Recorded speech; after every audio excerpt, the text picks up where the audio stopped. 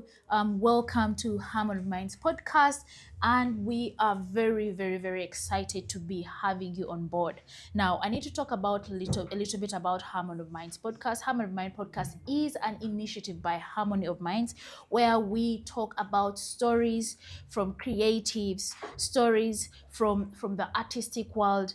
We've been sharing untold stories. We've been sharing resilient stories. We've been sharing stories of gratitude, stories of triumph, stories that we learn lessons from.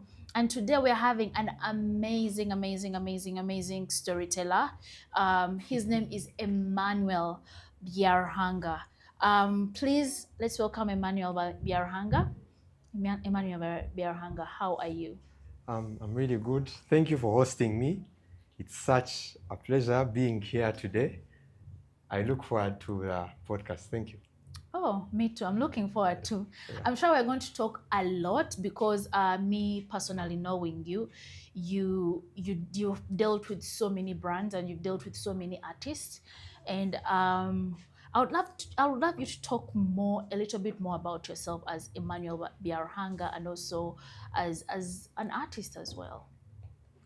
Well, as you've heard, Emmanuel Biarhanga is my name. I'm a brand strategist. I'm a design thinker and someone that is really passionate about crafting stories. I decode the psychology of selling because I believe everything we do, if we are to get people to partner with, if we are to get people to buy into our dreams, then we have to sell them something. Yes. So I package all that to help brands. That's simply all about me. I'm a married man with one son. Wow. Yes, I'd love to thank my wife. I know she must be watching right now. Wow. Yeah, thank you. How has your profession made you see the outlook on mental health?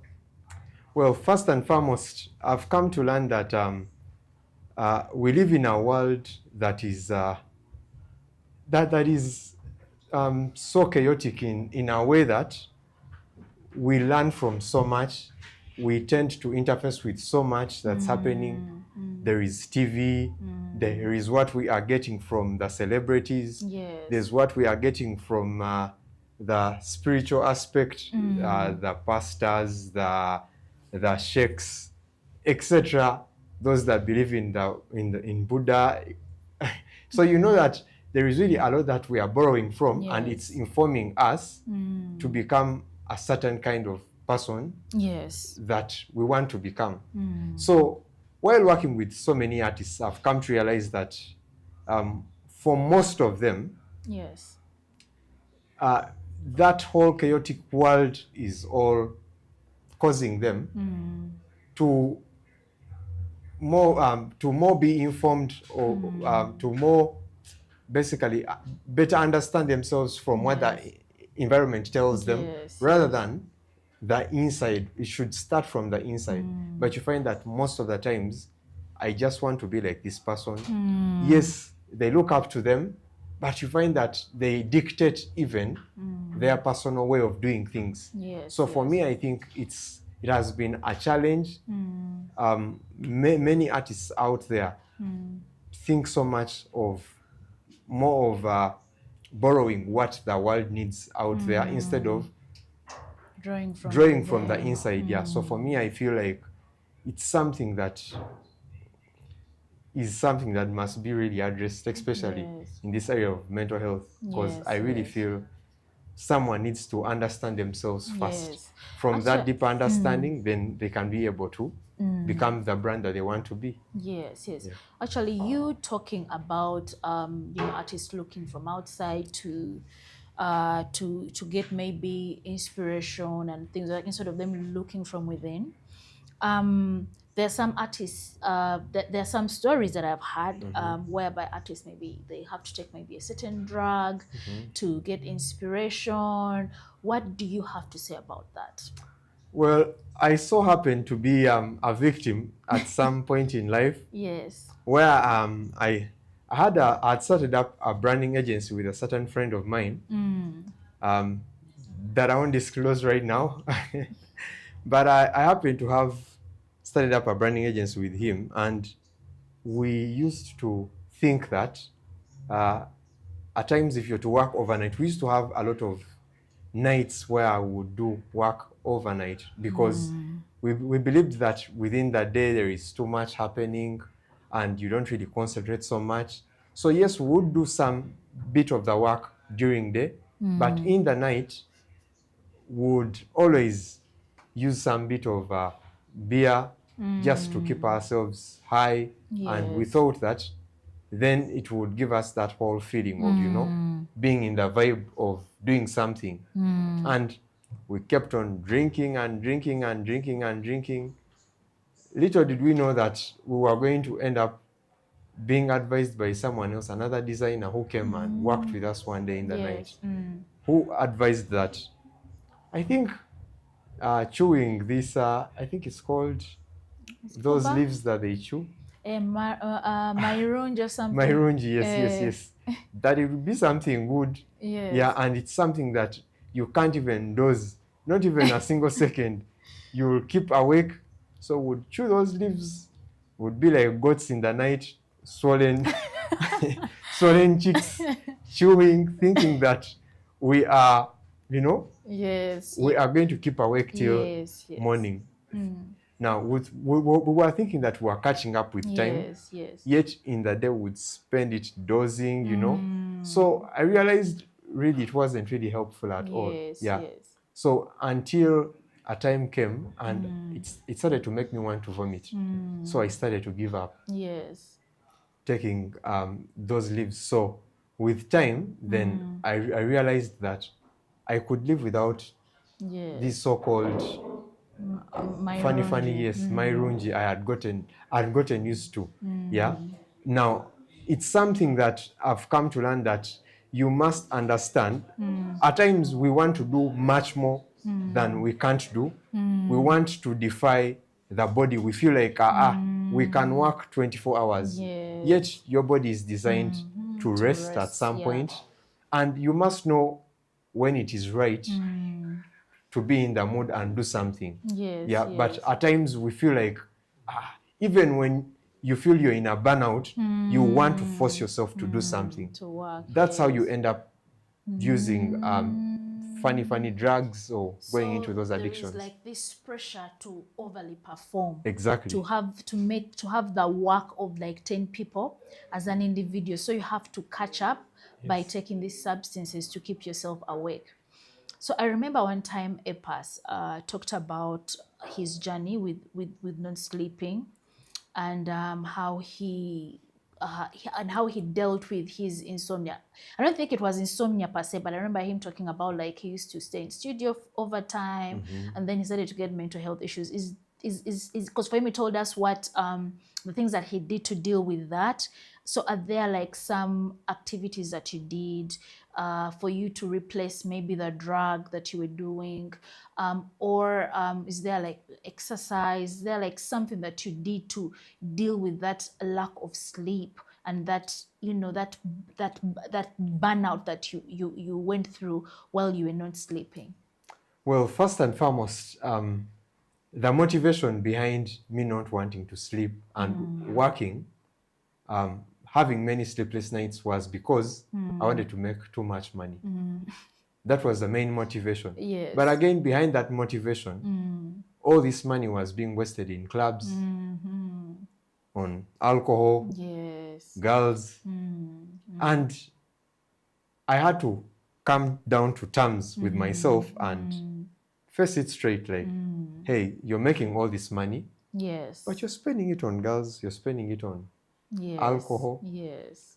At the end of the day, someone that spent their whole night doing a lot of work, you've presented it to the client. They have paid for that work. You find that you have been paid 3 million, you take it to a club and you spend it all. At the end of the day, even you have no money to buy even a pint of milk to nurse a hangover. So it's the motivation behind. Yeah, so I realized that I needed to readjust my mindset, Yes. my thinking, to now, okay, I need to make money, but how well do I use it so that I don't have to have too much pressure Yes. to work overnight? Yeah, so that's one of those ways that I did then.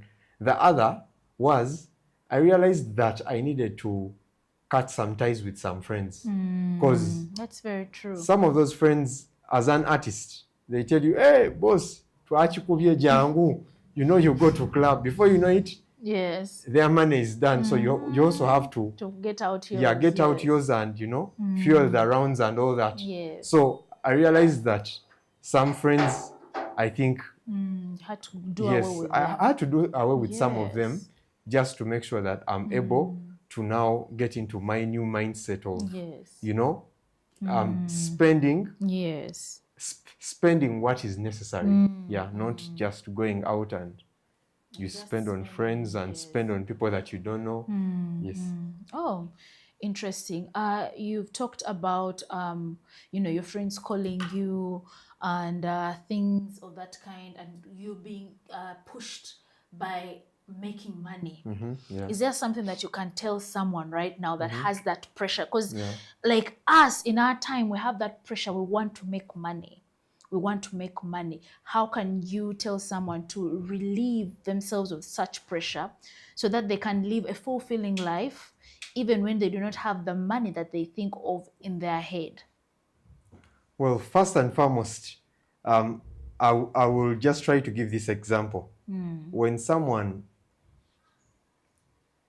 lives a whole life, say, for example, I'll try to give an example of, say, someone has lived over 40 years and then they pass on. One of those things that will always be remembered of them is not the money that they have left. And it will even never be satisfying enough. Yes. But how many people that you are able to impact, the things you are able to create, it has never been money and it will never be money, because it's all vanity, basically. Yes, true, yeah. true. So for me, one thing that I know to live a very fulfilling life and to die when you're satisfied, it's important. You bring about more impact. Bringing about more impact is going to cause you to do a number of things that are going to enable others get empowered. You're not just going to look at money, because whenever you do something of value, Yes. automatically money will come. Automatically money will come. But this time around, it comes with a certain high degree of satisfaction. Yes. Yeah, yes. so for me, that's one thing that I really believe, that as long as you are always out there solving a challenge, Yes. not adding to the problems again that are existing, as most people in our day and age, they are always also adding to the problems that the community is facing. We need to be people of value that are always adding more and more things to the day-to-day life of others, and also to all that the community desires. Yeah, so that's what I really believe. Oh, wow. So you've worked with so many brands, personal brands, industrial brands, and so one thing that I want to ask, how do you stay creative with all of these big, small individual brands, and how do you stay grounded in who you are as also your own personal brand and also your brand, Bispaya brand? Because you've also worked on my brand as well. But again, I see you working with these other different brands, and I'm like, how do you juggle? How does your mind even work for you to reach to that level of just putting your finger everywhere and, you know, having all these other ropes of different brands? So again, that to me starts with the answer to the previous question that you asked me. It's very important for actually for anyone that is out there and is watching this. It's important to know that use all your time effectively. In your free time, look out for things to do. I think I've never been there when I'm unemployed and I just sit back and just relax. Yes, I yes. always look out for something to do, somewhere to volunteer. Yes. So I've had many hours of volunteering with many people from different walks of life. I've learned a number of skills. Up to today, some people ask me, so how are you able to know some bit of videography, photography, some bit of woodwork, some bit of metalwork, some bit of selling, marketing, Yes. creating proposals, etc. There is way a lot that I am able to do Yes. because I've worked with so many people out there. Yes, and I believe many can testify to that because that has helped me gain diverse knowledge. Yes, and because of that, I'm able to work with a number of brands. And then the other thing that I usually do is I read a lot. Oh, I read extensively. wow, wow. When someone approaches me, let me give an example. You are an artist. When someone approaches me to work on their brand, one of those things that I usually do is first and foremost ask them questions to find out whether they deep down know who they are. Yes, yes. So we start it from there. I try to understand who you are, yes. what motivates you, what are your what do you want to put out that no one else is putting out there? What is it that you want to put out more that no one else is doing?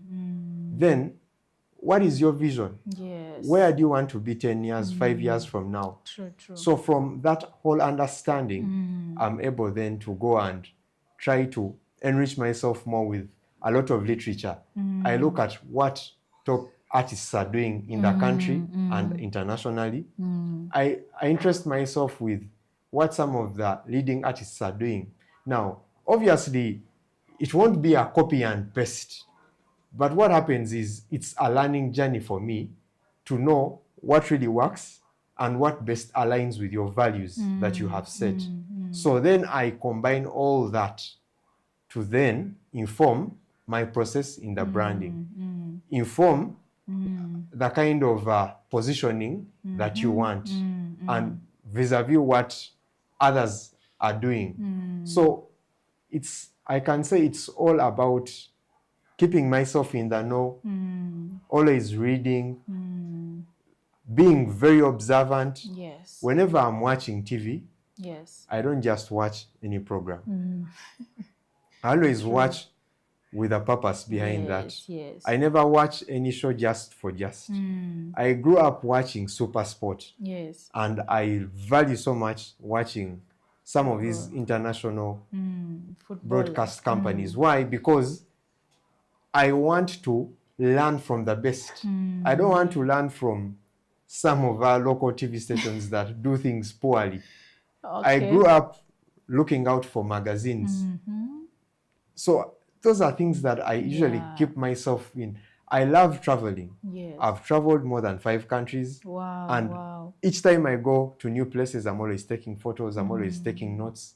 All that informs me and informs my branding process. And that's how I've been able to work with some of the top brands in the world. That's how I've been able to work with personal brands, with, just companies that are into business. Yeah, so Wow. it's basically that. So looking at the way your creative process and how you do your thing, and the brand, the personal brands, the corporate brands, do you find yourself in a moment where you're having like that block, that creative block? And if so, how do you deal with it now that maybe there is no like the drugs? How do you now deal with it after, post drug?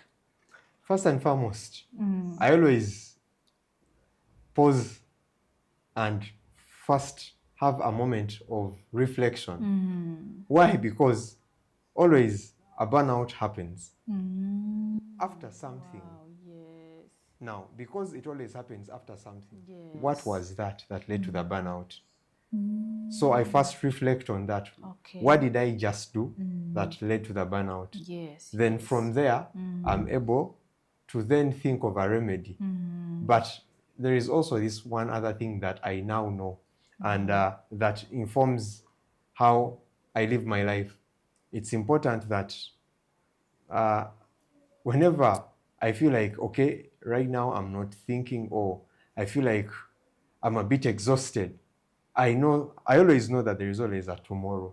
And I always have this within me that if at all I fail to do something today, then there is always tomorrow. Oh, wow. So wow.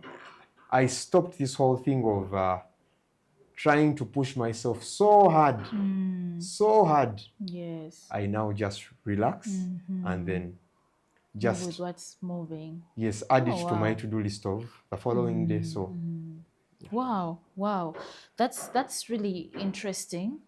Because sometimes there could be an artist out there, and they're dealing with they have to hit the target, and then there's just that too much pressure on them. By the time the project is all done, because I've gone through it. I went through burnout for 3 months after I finished my concert End of an Era, and I did not know what was happening. I just felt like I was procrastinating. I was like, I needed to send some emails, I needed to send appreciation emails, I needed to do all of these other things, but then it wasn't possible because I was so exhausted internally. Like physically, I would move and life was on, but in my mental, processing, it was so hard for me to even say, just thinking about I'll have to send an email. It would be so exhausting. And it's so interesting that that sometimes you just have to put it. You can say, let me put it for the next 2 months. Exactly. Let me push it. You go with the strength that you have at a specific moment. just to add to that, Yes. there is something that is really important that most people really underlook, especially the creatives out there. It's the spiritual aspect. Everything we do Yes. starts from the spiritual realm. True. And then transcends to the physical realm. Yes. So at times we have refused to believe that there is a God up there. Yes. That at times, that actually most of the times is willing to help you. There are some things that you can't do alone by your own. And that's the reason that's why you find that we hear there are people who say they believe in, say, Buddha, some say believe in some kind of spiritual powers from the black native doctors. Some believe in, we have heard of the Illuminati and etc. For me, I believe all these things exist because the spiritual realm is real. If you fail to tap into a certain kind of spiritual realm, there are some things you cannot do. Yes. At times you will feel so burdened. But the Lord up there in heaven is someone that tells you, come to me, you who are heavy laden. Yes. And I'll give you rest. Yeah.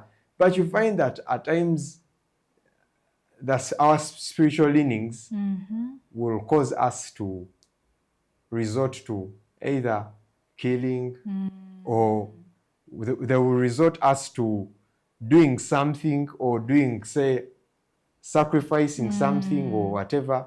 So you find that we need to embrace and really know that the spiritual realm is real. Yes. And whatever we tap into will give us that rest. Because there are people who have tapped into some spiritual aspects as creatives, thinking they would get fame, power, energy to work over and over, but have ended up killing themselves, have ended up dying because of addictions or funny things. Yes. So you find that it's really important to have a very good spiritual leaning, that helps you to give you that kind of rest, to give you that kind of wisdom. There are some things we do here on earth that were already created in the spiritual realm. Yes. But all you need is just a tapping. All you need is just Tap into tap into that power. To get those ideas that no eye has seen, no ear has heard. Yeah, Enter the mind of exactly. men. Yes. So at times you find that some people get it from different sources, just as the way there's this story in the Bible where the serpent approached Jesus when he was fasting and told him, look at You the worship me, kingdoms. Yeah, if yes. you worship me, I'll give Give you all you this. half of Yes. yes. So you find that we can get all the wealth, we can get all the skill, we can get all the fame from anywhere. Yes. But is it really going to be, is it worth it? is it really worth it? Or is it even really sustainable? Wow. At times, some of the sources we tap into are not really sustainable. Yes, yes. Yeah, so that's important. As a creative, as an artist, it's important that we know tap that the into- spiritual realm is real, Yes. and we need to tap into Wow. a reliable source. Yes. We need to tap into a reliable source. Yeah. You see, that thing is so true, and we hear these things. People, all conspiracy theories or something, but you know, rumors, like they just say that rumors are always true. There's a hint of truth to rumors, Yeah. and some people may say, oh, you know, Illuminati, da da da da, but there is a truth to it, you know, and. Before people tap into whatever source that they want to tap into, they have to really do their research and see what's the long gain in all of this, and that's why even it comes to this thing of someone knowing who they are. And speaking about, you know, someone knowing who they are, as someone who, you know, deals with brands and, you know, especially personal brands, how would you speak to, you know, an individual who is lost in the chaos of nowadays, because nowadays branding is so much on social media. Yeah. Obviously, also like that normal things that brands can do, but on so much of social media. How does someone reduce on that comparison when it comes to their personal brand? Because sometimes things can be a little bit similar. For example, someone maybe can do maybe a football league, and then another one is doing again another football league, and it seems as if they are similar. But how can you tell a brand out there, especially a creative brand, to sort of like tap into who they are and have that confidence that what they bring to the table is actually valuable, even if it feels like it's similar to someone else's? So I'll answer this in this kind of way. First and foremost, one of the social media reports that was published by Outlook this year, 2025, stated that we are in the era whereby it's important for any brand to basically live more in its raw format. And in its raw format, I mean here, people nowadays value so much the realness. They value the realness. Yes, the realness. Yeah. So it's not just about you showing us the flashy kind of life. It's important you create a balance. Yes. A balance, show us the achievements, but then again also, you can show us your vulnerabilities. Like, let us see that, okay, you won today, but tomorrow, maybe something bad happened. Yes. Maybe you had something that never went well. Talk about it, post about it, and you'll be shocked by how many people will basically like that kind of information. Wow. So you find that even gone are the days whereby the big brands used not to used to post only great state-of-the-art things. recorded content and all that. Yes. Nowadays you find some of the top models are posting without makeup, are yes. posting in their houses, doing house chores, or Yes. doing something funny, or cooking, or Yes. doing any hobby that they love. Yeah, so it's not just about a personal brand out there posting their lives well at Serena, posting when they are doing, say, an interview. Yes. You can post anything more about maybe you're learning, or you More are about visiting someone in the village, yes. or there is something that, just think of something that is sometimes I could want to say that something that is relatable. Exactly. Yes, because sometimes when you post something that is so out of reach for some people, there's a way they feel like they do not relate to what you give, and therefore they are not interested because they are not relating. Yes. You know, it's just a dream. They dream of maybe what you're trying to portray, but it doesn't relate to their actual experience, and therefore sometimes they may not see your content or your whatever the brand that you're trying to portray not as reliable. Yes. I would give this example of Kanye West. Yes. At the Super Bowl final recently, during a halftime break, Yes. he aired an ad that seemingly seemed like it was shot unpreparedly, with no video directors, with no... All they did was they just got his phone and recorded him talking about his Yeezys and how basically, actually the way he started it was, he started it this way. Just us getting this space to have this ad costed us too much that it ran down our budget to produce a very nice ad. But here are the Yeezys, buy them today. That's simple. And he made over $30 million within just a day. Wow. What does that teach you? That at times it's good to be real. Face it. Tell people, guys, today I'm not really doing well. It's still okay. Yes. We love the realness, and we love that person with that is within you, that is so real. Yes. Gone are the days where you would just have to paint that picture perfect. Yes, the picture perfect. Everything is good. If you keep on doing that, then you're going to want to impress everyone, and you cannot impress everyone. Therefore, you'll end up getting into unnecessary loans or whatever. Before you know it, your brand is gone. Yes, yes. And it's important to build a resilient brand. So a brand that is sustainable by who you are. Yes. So it's important that you understand who you are, yes, know your budget, live within your budget, know your means, and work within such. Otherwise, it will cease to be a brand that shall stand for 2 months. In Uganda, we have so many personal brands that live for just a year. You hear, hey, ono yaliko. After some time, they are gone. Normal, they are normal. They are no longer getting endorsements. They are no longer known for anything. Why? Because they were riding on just fame.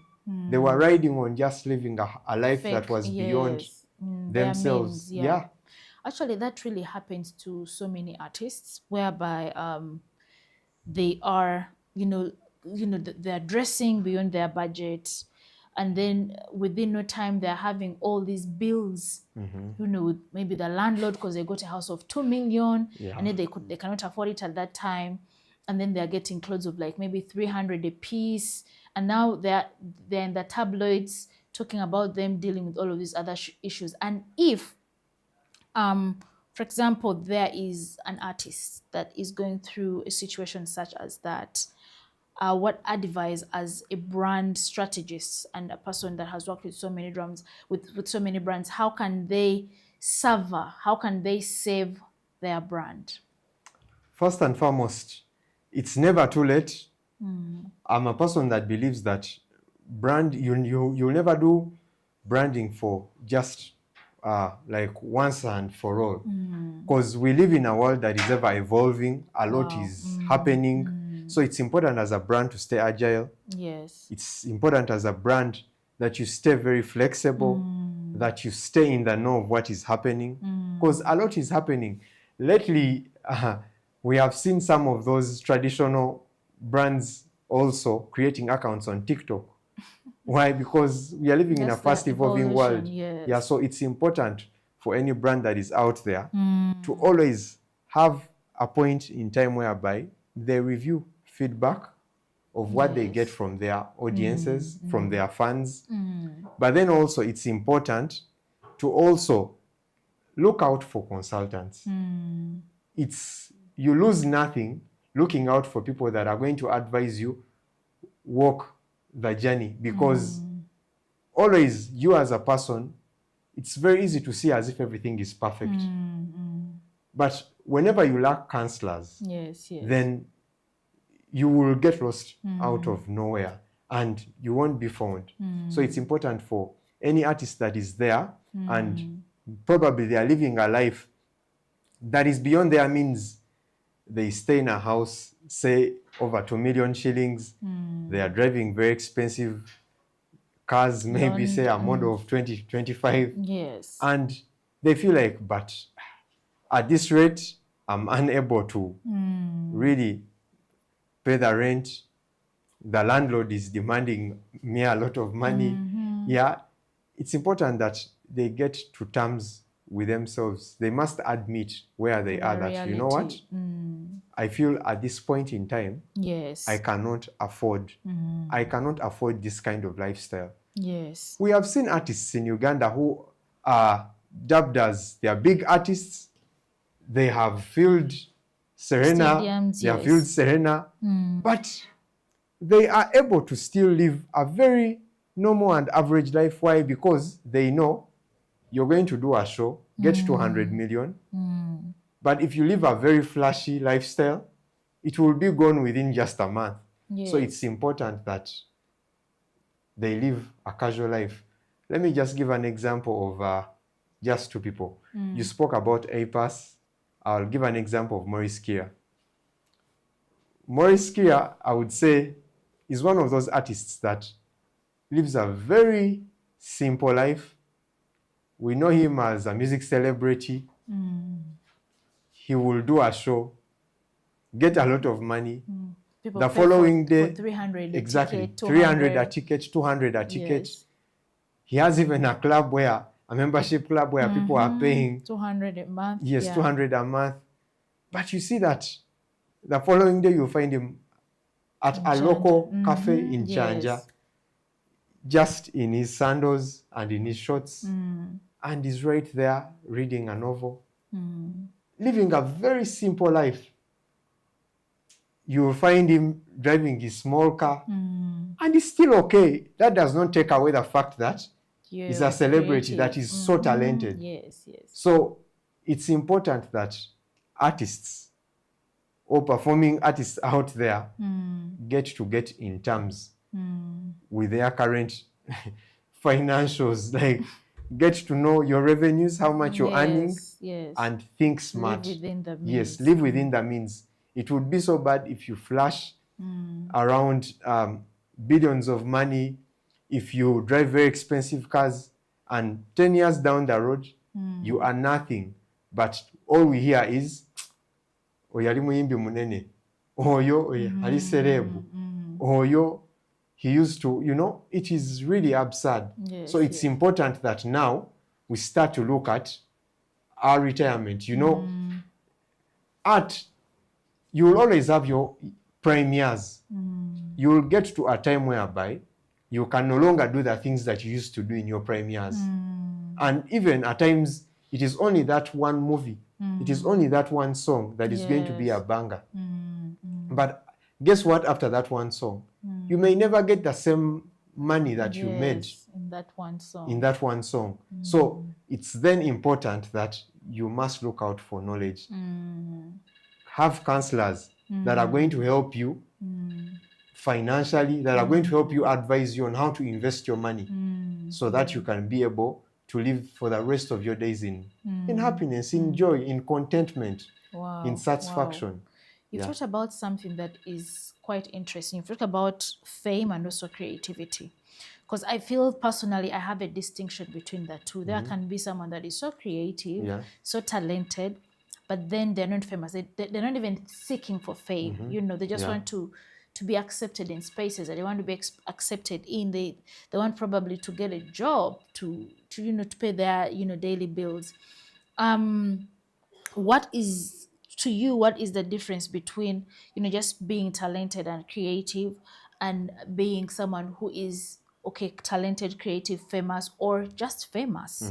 Because there's some people who are just famous for being rich. There's some people that are just famous for talking and being creative in the way they speak.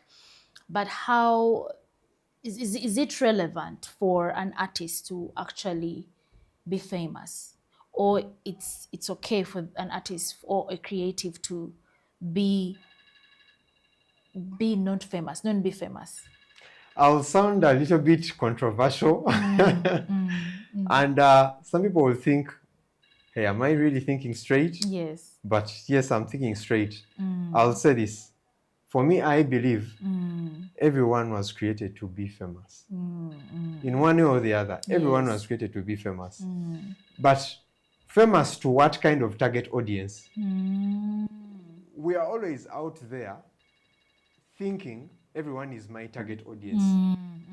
But even some of our celebrities that we look up to, even to, if I go down to the music scene right now, there are those that are more like mainstream, and there are those that are really not out there. Not everyone really knows them, Yes. but they have a certain class of people that love them.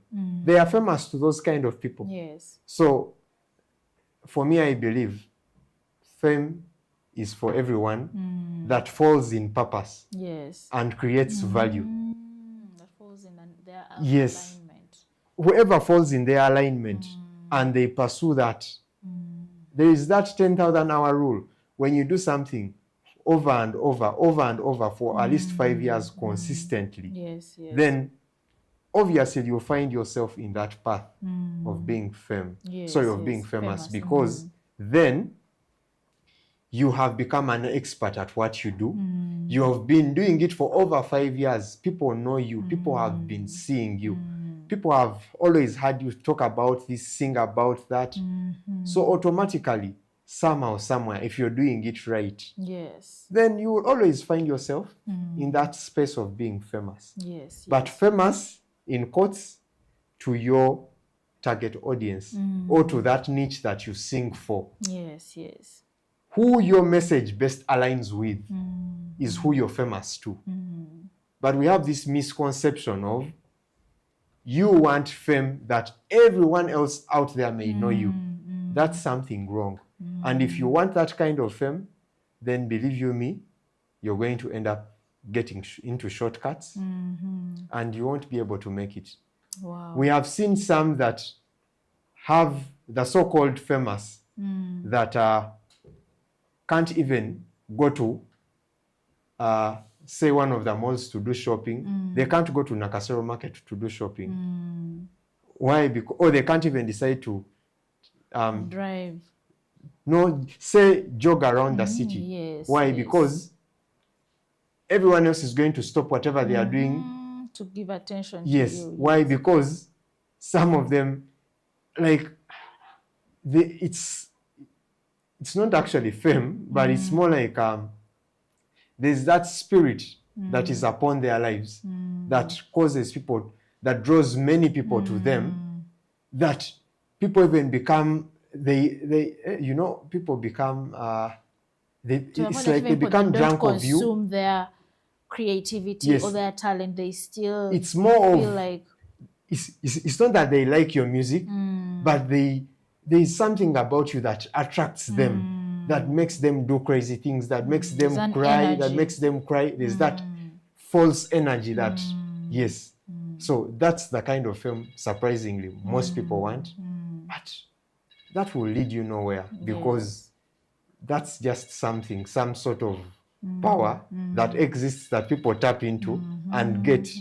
Yes, which for me, I don't subscribe. subscribe to. Yeah. Oh well, our time is fast spent. We're so glad to be here today, number one, and we want to be speaking to people that are listening in on the platform, Living Arts. Thank you so much for watching, and I'm seeing some likes here. You guys comment. Okay, like, we're so delighted that you guys are watching in and listening in, and we do not take your presence on Living Arts for granted. So, Emma, so we are just wrapping up. We're just wrapping up. What is one thing that you could talk to a creative out there that is struggling with their personal brand, and how they can, be confident in who they are as a brand? Because you've worked on my brand as well. I remember working together, I knew who I was. Like I knew, but the articulation of it, and you know, finding these different avenues of how to really describe what was in the inside. What can you tell an artist like that? Because I find so many artists, and I'm like, I was like that. I was like that. Like I knew what I wanted, but I did not know how to go about it. What advice could you give them? So first and foremost, it gets down to first and foremost sitting down to get to understand who you really are. What are your strengths? What are your skills? What is your talent? Or what do people say you're really good at? It's important to ask people who have seen you over time and ask them, what do you see that I really do best? That I do better than anyone else that you see out there, especially in your circles. When you get to understand that, then it's easy to have a starting point of understanding who you are. Then you need to look out for people that are, or that God has blessed with that gift of basically nurturing talent or helping people discover the other extra skills that they may need to put them in a place of a perfect brand. Yeah. The last three words I'll leave with the artist out there or the creative out there. A brand is basically made of three things, and that's the look, the voice, and the feel. Each of these play a role in your visibility. The look is more of what people see out there. Your logo, the way you dress, the things, your social media, how your social media looks like. Now, for most people, think branding is just the look, what people see out there. But they forget it's also about how do we feel when we see you? Yes. How do we feel when we hear your voice? How do we feel when we see, say, your artwork? How do we feel when we interact with your posts on social media? Yes. How do we feel when we touch something of yours? Then the last one is the voice. Yes. What is your diction? What is your tone? What is your voice? Now, some artists are always too controversial. Before you know it, somewhere they are losing it. So basically, I'll leave them with those three things that they need to define all those three.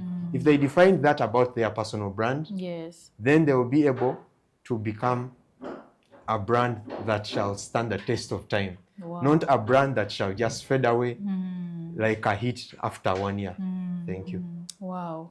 Thank you so much. So we are going to the last segment. Fun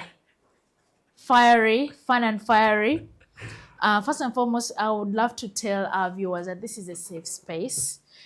Most cases when we talk about fun and fiery, sometimes people would think about, it's like the questions are so hard and things like that. But today we are going to do something that is quite interesting. And so anyway, so I'm going to just say two options, and then you choose which one would you prefer. Okay. But I'm going to go a little bit, a little bit personal, but something just so simple. All right. Okay. When it comes to water, either drinking or on your body, is it hot or cold? Cold. Cold. Oh. Okay, you prefer bathing in cold water. All right. When it comes to mental health and maybe the things that you want to do, would you prefer a counselor or create? A counselor. You prefer a counselor. Oh, Yeah. Wow. Okay. So now this is going to be the last one. So the last one, if, for example, you would stay, for example, right now you're given an opportunity and you've given everything that you need in a specific place, would you prefer the village or the city? The village. You prefer the village? Oh, well, I'll choose the village as well. Oh, wow. We've had such an amazing conversation. We have gone deep into branding and how people can look into branding, especially the creative art and beyond. Today we've gone far beyond the creative art and mental health and how branding can be helpful into our mental health. And I would love to thank people that have been watching and that have been listening in. And until we meet again next Wednesday, have a